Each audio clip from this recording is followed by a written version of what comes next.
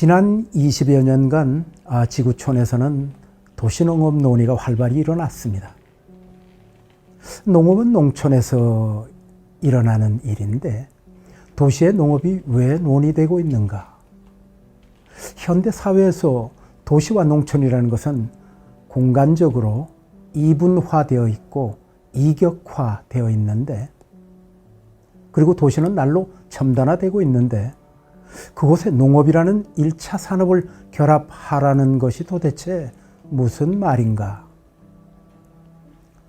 도시 농업이라는 말에는 도시에 무슨 일이 일어나고 있다, 도시에 어떤 결핍이 있다는 것을 암시하는 말입니다.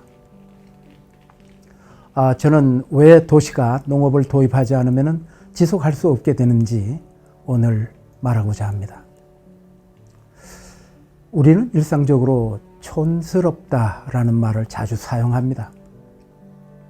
어떤 공간이나 사물이 어색하거나 세련되지 못한 것, 그리고 다듬어지지 않고 야생적인 것, 이런 것에 대해서 부정적인 뉘앙스로 표현할 때 촌스럽다, 이렇게 얘기를 하죠. 그러면 촌스럽다는 것의 반대 개념은 무엇일까요? 도시적인 것, 도회지적인 것, 세련되고 문명적인 것을 말하는 거겠죠. 촌스럽다는 표현은 대개 문맥 속에서는 나쁜 의미로 사용되는 것 같습니다. 그런데 농업이 이루어지는 촌이 나쁜 것입니까? 밀레의 그림 만종이나 이삭줍기를 보면은 농부의 가난한 삶을 그린 것인데 이 작품들이 촌스럽습니까? 아니죠. 우리는 이 그림들을 통해서 숭고한 느낌마저도 받습니다. 그림을 보면서 숭고한 감정이 일어난다는 것은 농업이 신성하고 고귀하다는 잠재의식이 있기 때문입니다. 그러면 도시적인 것, 도시라는 것은 모두 좋은 것입니까? 도시는 인간이 만들어낸 최대의 발명품입니다. 도시에는 양질의 일자리가 있고 좋은 교육 서비스가 있습니다. 그 외에도 좋은 의료 서비스, 금융 서비스 등이 있죠. 그리고 폭넓은 문화 향수 기회가 있습니다. 그래서 사람들은 도시로 몰려가는 것이죠. 그런데 오늘날의 도시는 어떻게 평가되고 있습니까? 오늘날의 도시는 만악의 씨앗으로 규정되고 있습니다. 왜 그럴까요? 도시는 사람들이 밀집하여 살고 있는 곳입니다. 밀집해서 살면은 더 즐겁고 행복하고 그래야 되지 않겠습니까? 그런데 도시인들은 마음을 열지도 않고 생각을 나누지도 않고 가치를 공유하지도 않습니다. 전염병이 나도 사람들이 밀집해 살기 때문에 대량으로 빠른 속도로 확산되어 버립니다. 이 도시를 떠올리면 범죄가 떠올려집니다. 도시는 사람들이 많이 사는 곳이기 때문에 눈의 수가 많아서, 감시의 눈이 많아서 범죄가 발붙일 수 없을 것 같은데 강력 범죄는 다 이곳에서 일어납니다. 사고가 나도 대형 사고로 번지죠. 지구가 석유를 만들어내는 데는 2억 년, 3억 년이 걸립니다. 그런데 이 석유를 200년도 안 되어서 끌어올려 다 소모를 시키고 있습니다. 그래서 이 화석연료가 고갈이 되고 있다고 아우성입니다. 이 끌어올린 석유를 대량으로 쓰는 곳이 어디입니까? 도시죠. 국가 온실가스 배출에 관한 통계를 보면은 온실가스의 거의 대부분이, 압도적인 양이 도시에서 배출되고 있습니다. 여러분들 오늘날 그 미세먼지 그리고 초미세먼지로 고통받고 계시죠? 이것도 도시화의 대가를 치르고 있는 것입니다. 이래도 농촌은 나쁜 것, 도시는 좋은 것입니까? 인류는 농업을 희생시키면서 산업을 육성했습니다. 산업에 기대를 건 거죠. 산업이 행복을 가져다 줄 것이라고 믿었습니다. 그러한 믿음은 지난 250년 동안 계속 이어져 왔죠. 그러나 그것이 정답이 아니라는 것을 인류가 알아차렸을 때 인류는 이미 되돌아갈 수 없는 지점에 도달해 있다는 것을 함께 알게 되었습니다. 우리는 지금 도시화, 산업화에 대한 혹독한 대가를 치르고 있습니다. 오늘날 사람들은 대개 도시에서 병을 얻습니다. 그 병을 치유하겠다고 촌으로 갑니다. 지금 농촌, 산촌, 어촌은 모두 치유의 공간이 되고 있죠. 농촌의 농장은 중세기에도 치유와 요양의 장소였습니다. 오늘날도 대개 농업으로 치유를 하겠다고 그러죠. 원예 치료도 있고 동물 매개 치료도 있습니다. 요즘 이 반려견이 굉장히 많이 늘어나고 있는데요. 동물을 접촉하면서 이 심리적인 힐링을 얻는 것, 이런 것 등의 체험형 치유가 세계적으로 널리 퍼지고 있습니다. 도시인들은 시멘트 건물, 아스팔트 포장, 환경 호르몬, 나쁜 수질, 열악한 대기질, 전자파에 포위되어 있습니다. 온갖 요인으로 몸과 마음의 건강을 지킬 수가 없습니다. 그 중에 가장 직접적인 요인이 음식입니다. 그 탓에 도시농업으로 건강한 먹거리를 직접 재배하겠다고 나서는 인구가 부쩍 늘어나고 있습니다. 우리는 인스턴트 식품, GMO, 그러니까 유전자 변형식품, 유전자 조작식품, 농약, 중금속 함유식품 등으로 건강과 생명의 위협을 받고 있습니다. 건강한 식습관을 추구하는 도시민들과 시민단체들이 텃밭 가꾸기에 열심입니다. 도시 텃밭은 식품 자급자족에 기여할 뿐만 아니라 삭막한 도시에서 흙을 만지면서 생명을 기르는 과정을 통해서 삶의 태도에 근본적인 변화를 가져오는 이 새로운 문화 행태입니다. 도시농업을 한 이 퍼스트 레이디 사례를 들지 않을 수가 없습니다. 이 세계 대통령 영부인 중에 정원에 관심을 가진 분들은 많이 있었습니다. 그렇지만 체온 조성을 한 이 영부인은 거의 없었던 것 같습니다. 기록에 의하면 루즈벨트 대통령의 영부인이던 엘리노 여사께서 소극적으로 이 체원을 만들었다는 기록은 제가 본 적이 있습니다.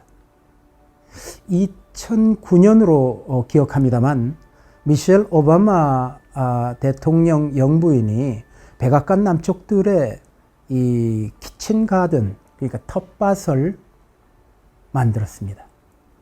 남쪽들의 잔디밭을 걷어내고 거기다가 호박, 브로콜리, 토마토, 상추, 감자, 고구마 등 50여 종을 심었습니다. 그 면적은 맨 처음에는 102 스퀘어미터였고 나중에는 이제 2번 확대해가지고 260 스퀘어미터인데 이게 맨 처음에는 40평 정도 가지고 시작을 했고요. 확대된 것도 80평도 안 됩니다. 조그마한 면적인데 거기서 심었던 채소들을 가지고 그 소출로 백악관에서 식사를 그걸로 하고 있고 대통령 가족의 식단 그리고 국빈 만찬 행사 때도 백악관 뜰에서 나온 야채로 했습니다. 그러고도 남아서 백악관 인근의 주민들에게 나눠주기도 했습니다. 참으로 놀랍지 않습니까? 그 조그만한 터에서 이 흙의 생산력이라는 게 이렇게 대단하지 않습니까? 그 소출로 백악관이 다 먹고 그리고도 또 남아서 나눠주고 이러니까요. 이런 일이 있자 1년여 만에 미국 가정에서 채원을 일구는 비율이 19% 증가했어요. 백악관에서 채원을 하니까 가정집에서 이 채원을 만든 비율이 그렇게 많이 늘어났습니다. 그리고 또 이곳은 어린이들에게는 산 교육의 장이 됐죠. 미국의 어린이들이 비만이 많습니다. 이 패스트푸드 많이 먹고 이 칼로리가 높은 음식을 먹으면서 운동은 안 하니까 아이들이 이거 비만해지는데, 그렇기 때문에 이 미셸 오바마 영부인이 Let's Move라는 캠페인을 열었죠. 자, 우리 좀 움직이자, 뭐 이런 캠페인을 했습니다. 미국 농무부, 뭐 우리로 얘기하면 농림부 같은 건데요. 미 농무부는 빈곤 지역에 위치한 학교들에게 텃밭 혹은 정원을 조성할 수 있도록 보조금을 지원을 했습니다. 미셸의 이러한 행동 그리고 이러한 캠페인에는 지도자는 텃밭을 가꿀 줄 알아야 한다는 메시지가 암시되어 있습니다. 텃밭 가꾸기는 뭐 생태교육의 장이기도 하지만 또 보건교육의 장이기도 합니다. 텃밭은 전면적으로 그리고 전국적으로 확대되어야 합니다. 텃밭은 먼저 가정과 학교에서 시작이 되어서 마을과 도시 그리고 전국으로 확대되어야 합니다. 왜 그러냐 하면은 먹거리와 심신의 건강이 너무나 긴밀히 연결되어 있기 때문에 국민 보건을 위해서 텃밭은 전면적으로 확대되어야 합니다. 오늘날 우리 아이들을 생각하면은 가슴 아픕니다. 이 조달청 규격으로 설계되고 만들어진 교실에서 온갖 심리적인 압력을 받으면서 성장하고 있습니다. 아이들의 정서는 안정되어 있지 않습니다. 워낙 예민해서 감정이 폭발합니다. 그들의 언어와 행동은 좀 거칠고 과잉된 양상을 보이고 있습니다. 주의력은 산만합니다.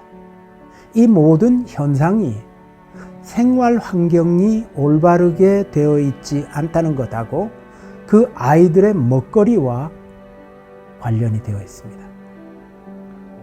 올바르게 재배된 음식은 그것을 먹는 사람의 인성에 영향을 줍니다. 다시 말해서 건강하고 안전한 음식을 먹으면 올바른 인성을 함양시킬 수 있다 이거죠. 무엇을 어떻게 먹는가가 인격 형성에 결정적으로 작용합니다.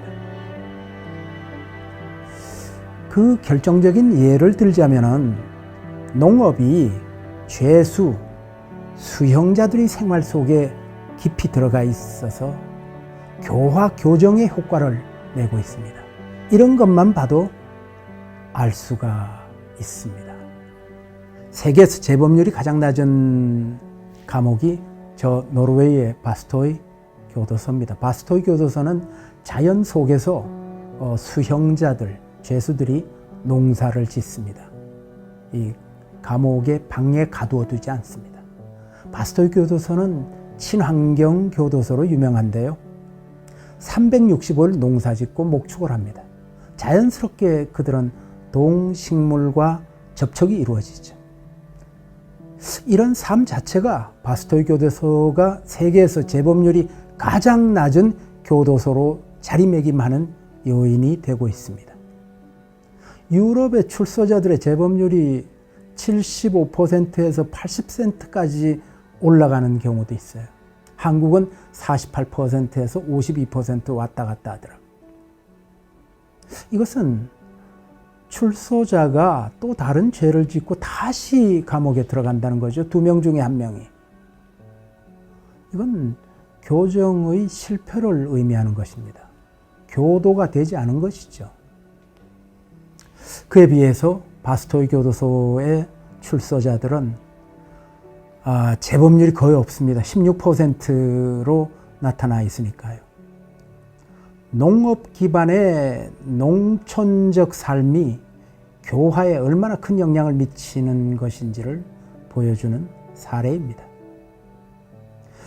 샌프란시스코 교도소도 그 옆에 공터에서 가든 프로젝트라는 교화 프로그램을 하고 있어요.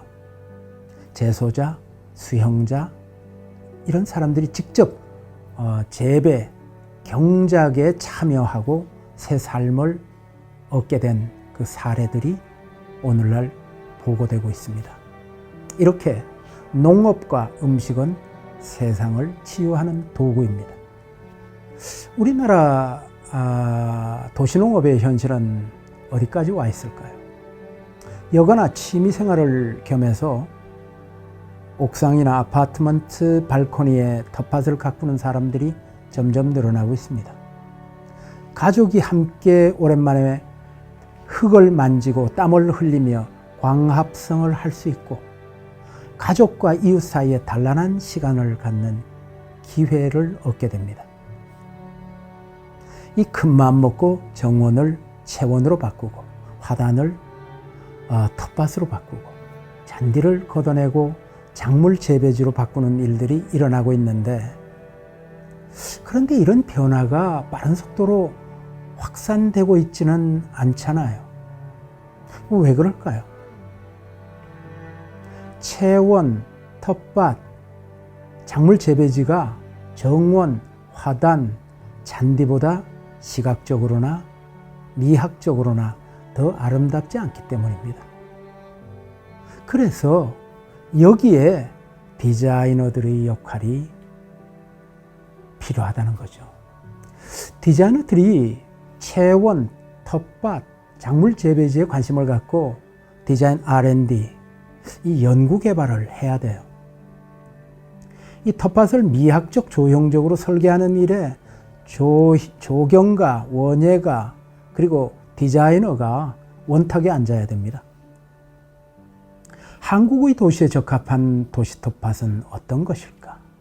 그리고 한국 정원과 조화를 이루는 한국형 이 텃밭 디자인에 관한 연구가 시급합니다. 한국형, 좀 좁히면 서울형 도시 텃밭 조성을 위한 기본 설계와 운영 매뉴얼을 만들어서 공유해야 합니다. 서울형이라고 제가 그랬는데 모든 도시들은 그 형편이 다 다르죠. 그러니까 자신의 형편에 맞는 도시 텃밭이 어떠한 디자인으로 나타날까, 이걸 연구해야 된다는 것입니다. 이런 사업이 성공을 하려면 민관, 산학이 모두 함께 참여해야 됩니다. 주택과 집합주거의 텃밭 조성 가능성을 연구해야죠. 샅샅이 어디에서 할 수 있을까를 찾아봐야 된다는 것입니다. 거리와 광장의 도시 텃밭 만들기 연구에 대학의 조경학과, 원예학과, 또 공간 디자인 전공생, 이런 사람들이 인턴십으로 투입이 돼가지고 디자인 가이드라인을 연구하고 제정하는 일에 투입이 돼야 됩니다. 지자체 차원에서 공동주택단지 내 공용 공간에 도시 텃밭을 촉진하는 조례를 제정을 해야 하고요. 시청, 도청, 동사무소에 이르기까지 공공청사의 도시 텃밭을 만드는 것을 적극 권장해야 합니다. 조금 더 적극적으로 나아간다면 고층 아파트먼트는 설계 단계에서 한 층을 아예 비워서 공동 텃밭으로 조성하든가, 옥상 또는 지정 공간을 두어서 공동 재배가 가능한 채원을 만들 수 있도록 법과 제도를 마련할 필요가 있다고 생각이 됩니다. 특히 학교가 도시 텃밭의 학습장이 되는 것이 가장 중요합니다. 텃밭은 학생들의 가외 활동으로서가 아니라 정규 수업이 되어야 합니다. 이것이 학생들에게 꼭 필요한 생태교육의 기본이기 때문입니다. 학생들이 생태교육과 농부체험이 각별히 중요한 것은 그들이 우리의 미래 세대이기 때문입니다. 교육에 농부체험이 깊이 들어오면은 미래의 생태도시 서울, 생태국가 대한민국이 될 것이기 때문입니다. 또 한국은 고래로부터 발효 음식의 왕국이죠. 그래서 이제는 도시농업으로 유기농 음식의 대표 국가가 되어야 됩니다. 유기농 음식 대표 국가 코리아로 우뚝 서기를 바랍니다. 집과 학교와 직장이 모두 직접 기른 야채로 식사하고 급식을 하게 된다면 국민 건강이 증진되는 것은 당연하겠죠. 그리고 아름답게 가꾼 화해류가 텃밭과 어우러져서 멋진 풍경을 연출하게 될 것입니다. 오늘 도시농업 기조강연 마무리하면서 새마을 운동의 신세기적 새로운 버전인 참마을 운동을 제안합니다. 제가 이 참자를 앞에 붙였는데요. 이 참은 순수한 우리말로 진실된 것, 진정한 것, 근본적인 것, 이치에 합당한 것 이런 뜻이죠. 그런 뜻과 영어로 charm, 매력적인 것 이런 중의적인 뜻을 보태서 참마을 운동이라고 제가 이름해 봤습니다. 새마을 운동은 향토 개발과 농촌적 삶을 합리적으로 개선하는 농촌 통합 개발 운동이었습니다. 그러나 참마을 운동은 도시적 삶의 건강성, 지속 가능성을 담보하는 문화 행동입니다. 아름답고 행복한 공동체 만들기, 건강하고 균형 잡힌 도시농업, 이런 것이 참마을 운동의 중심 개념이죠. 21세기형 참마을 운동은 농업이 단순히 먹거리를 생산하는 그러한 차원의 것이 아니라 도시와 문화를 보존하고 발전시키는 역할까지를 포괄하는 개념입니다. 도시농업은 만악의 씨앗으로 추락한 도시를 지속 가능하게 하고 지역의 문화를 지켜주는 실천적인 문화 행동입니다. 높은 GDP, 높은 경제 발전, 이런 것을 구가하던 가치관은 저물어가고 있습니다. 이제는 건강한 삶, 슬로우 라이프, 다양한 토착 문화, 문화 향수 기회의 다양성, 이런 것과 같은 문제를 해결하는 참마을 운동을 시작해서 도시를 살리고 도시민에게 물질적 풍요를 넘어서 건강하고 행복한 삶을 보장하는 운동을 시작해야 합니다. 도시농업을 통해서 참마을 운동이 녹색 성장과 지속가능한 도시의 미래를 이끌 승부가 될 수 있도록 민관 산학이 함께 지혜를 모아야 할 때입니다. 제 기조 강연을 마치겠습니다.